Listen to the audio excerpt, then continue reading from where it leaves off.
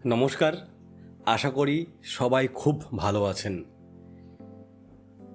সম্পর্কের একটা পর্যায়ে গিয়ে আমরা সবাই এক অদ্ভুত অনিশ্চয়তায় ভুগি। মনের ভেতর একটা প্রশ্ন বারবার ঘুরপাক খায়, মানুষটা কি আমাকে সত্যিই ভালোবাসে, নাকি এটা শুধুই একটা মোহ, একটা সাময়িক সময় কাটানো।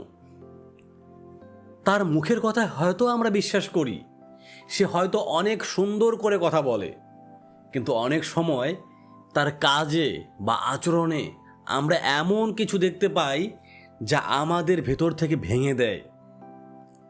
আজ আমি আপনাদের এমন একটি ছোট্ট কিন্তু ভীষণ কার্যকরী উপায় শেখাবো, যেটার মাধ্যমে আপনি কোনো তর্ক বা ঝগড়া ছাড়াই বুঝতে পারবেন আপনার প্রতি তার ভালোবাসার আসল রূপটা ঠিক কেমন। ভালোবাসা মানে তো শুধু সারাদিন ফোনে কথা বলা, মিষ্টি মিষ্টি মেসেজ দেওয়া বা দামি উপহার দেওয়া নয়। একটা মানুষ আপনাকে কতটা ভালোবাসে তার আসল পরীক্ষা হয় কঠিন সময়ে, যখন আপনার তাকে সবচেয়ে বেশি দরকার। তখন সে আপনার পাশে থাকছে কি না, আপনার দুর্বলতাগুলোকে সে কিভাবে নিচ্ছে, সেটাই হলো আসল ভালোবাসা। কিন্তু সমস্যা হলো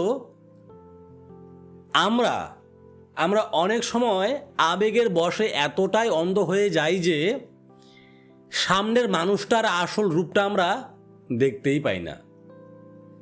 আমরা তাকে হারানোর ভয়ে তার ছোট ছোট অবহেলাগুলোকে মেনে নিই, আর এই অন্ধবিশ্বাসটাই শেষ পর্যন্ত আমাদের সবচেয়ে বেশি কষ্ট দেয়। তাহলে চলুন জেনে নিই সেই ছোট্ট পরীক্ষাটি কি। খুব সহজ। তার কাছে, মানে আপনার ভালোবাসার মানুষটির কাছে এমন একটি ছোট কিন্তু খুব জরুরি সাহায্য চান, যা করতে গেলে তাকে নিজের আরামের জায়গাটা একটু ছাড়তে হবে। অর্থাৎ কাজটা তার জন্য কিছুটা কষ্টকর বা অসুবিধাজনক হবে।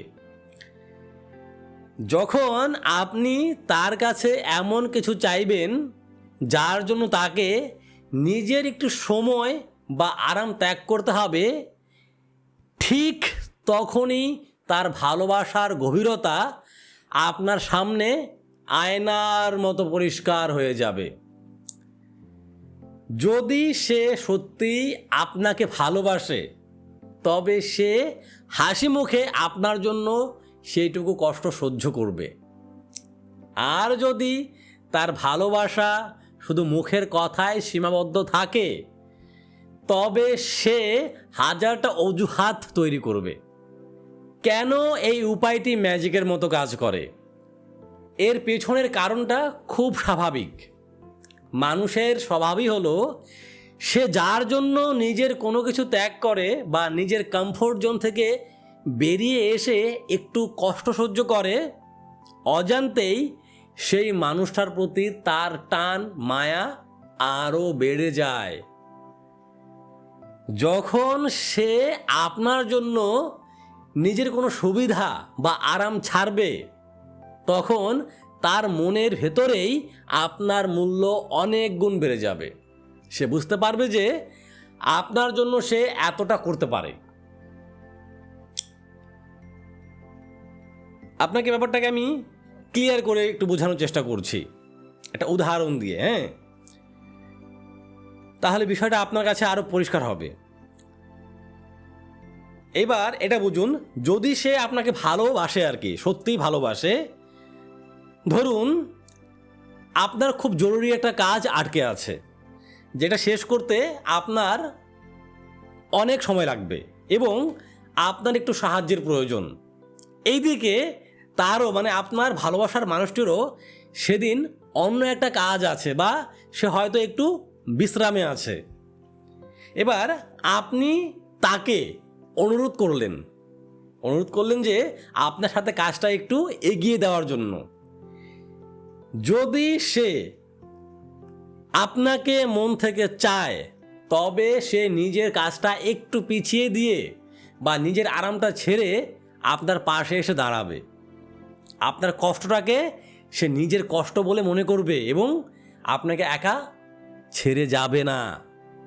এবার যদি আপনার প্রতি তার ভালোবাসা অগভীর হয় বা মিথ্যা হয়, তাহলে কি হবে?